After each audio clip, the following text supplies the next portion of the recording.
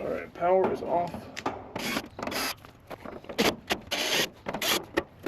Alright, so I've never discharged a capacitor before. Well, not on purpose anyway. So I have an old capacitor from my drill press, and it has a resistor in it. I'm going to utilize that.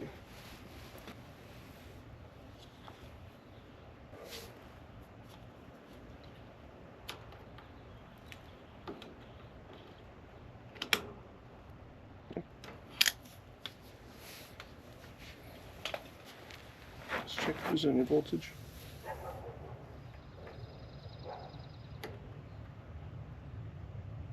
Nothing to speak of.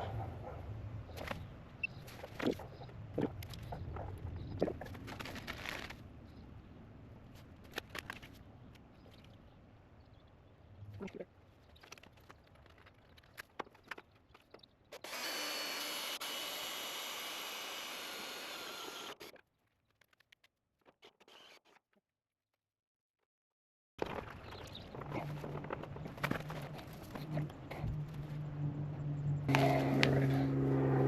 So before I take this apart,